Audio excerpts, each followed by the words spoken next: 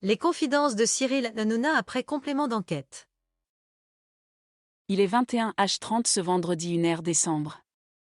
Quelques minutes seulement après la fin de l'émission en direct, la trentaine de personnes qui travaillent à la production et la réalisation de l'émission Touche pas à mon poste, TPMP, quittent en vitesse les studios Canal Factory à Boulogne-Billancourt et se dispersent dans cette rue sombre à 2 pas du pont de Saint-Cloud.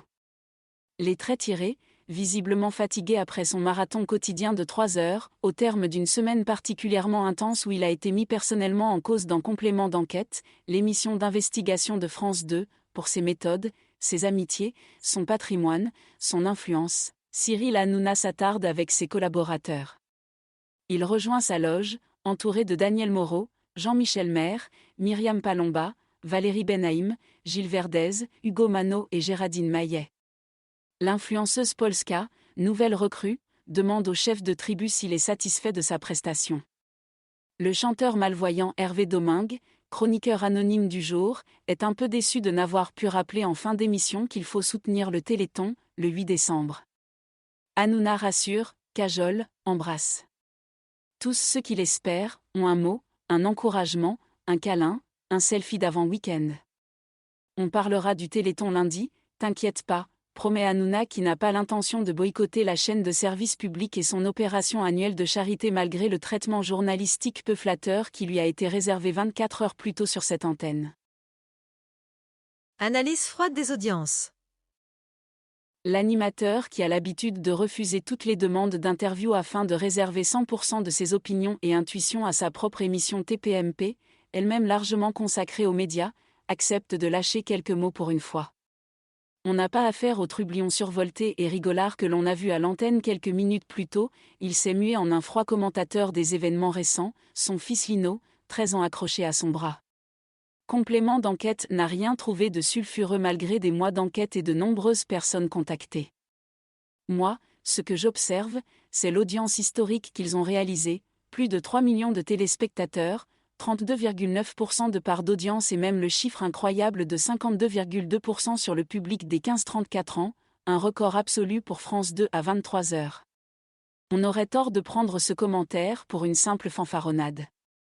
C'est un constat froid pour cet obsédé de chiffres, compétiteur dans l'âme et expert inégalé des taux d'audience de télé. Ce score lui donne des idées. Pourquoi pas une série, se demande l'animateur, producteur, actionnaire et membre du conseil de surveillance de Banijay, le leader mondial de la production télévisée. Certes, Hanouna ne s'est pas privé de triompher pour cette audience qu'il interprète comme la meilleure preuve de son immense popularité. Et il n'a pas le triomphe modeste. Pour le plus grand bonheur de ses fans, plus potache que jamais, il a appelé en direct Delphine Ernotte, la présidente de France Télévisions, sur son portable. Delphine ? C'est moi, c'est le recordman d'audience de France Télé. J'espérais au moins une petite boîte de chocolat, lui a-t-il laissé comme message, alors que le public criait « et 1, et 2, et 3 millions ». Dans la même veine, vendredi matin, il a envoyé une bande de fans et les danseuses brésiliennes qui apparaissent dans son émission pour les grandes occasions, sous les fenêtres de la présidente de France Télévisions. Bon, c'est bien pour les images mais à France Télé, le vendredi, il n'y avait pas grand monde, ils sont déjà tous en week-end, persifle un collaborateur. Plus de 2 millions de spectateurs pour TPMP vendredi. Comme prévu, cette édition du vendredi de TPMP, exceptionnellement en direct pour répondre point par point au documentaire de la veille sur France 2, a réalisé, elle aussi, une excellente audience. Pas forcément historique mais avec plus de 2 millions de téléspectateurs, score que l'on n'avait pas vu depuis le mois d'octobre, c'est une semaine qui se termine très bien. Merci à Complément d'enquête pour le buzz.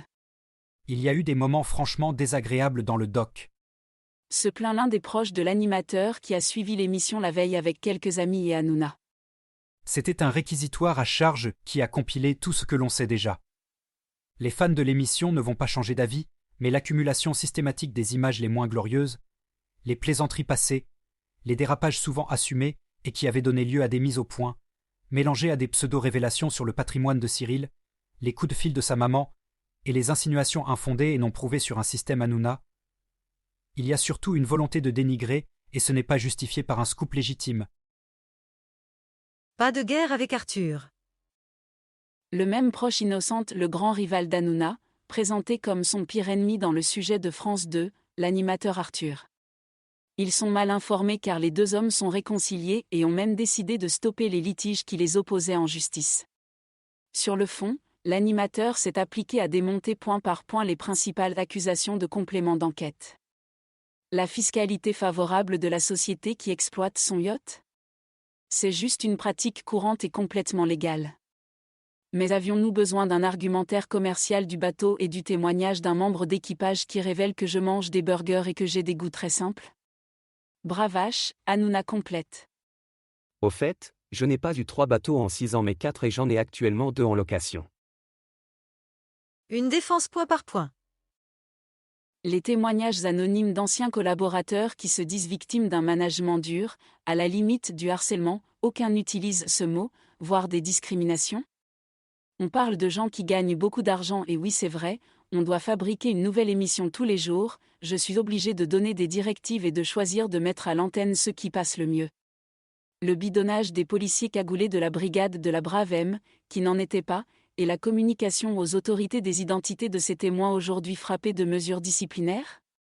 Nous avions rectifié pendant l'émission en expliquant qu'au moins l'un d'entre eux était bien membre de cette unité mais complément d'enquête a coupé cette séquence.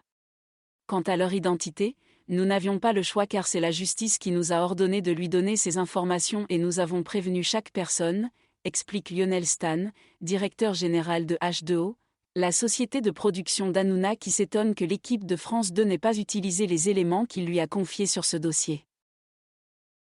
Débat d'influenceurs avec Booba. Quant à l'intervention du rappeur Boba dans l'émission de France 2, invité en tant qu'expert dans le célèbre fauteuil rouge de complément d'enquête, Hanouna s'étonne que l'on soit allé jusqu'à Miami où réside le chanteur, pour réaliser une interview aussi peu pertinente.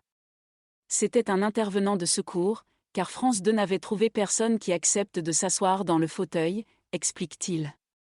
C'est vrai qu'il a joué un rôle moteur dans les ennuis de Shona Events, la société de marketing d'influenceurs dont Banijay a été actionnaire par le passé, mais je suis surpris d'apprendre qu'il vient lui-même de créer une agence d'influenceurs, son action était donc du parasitisme et du dénigrement.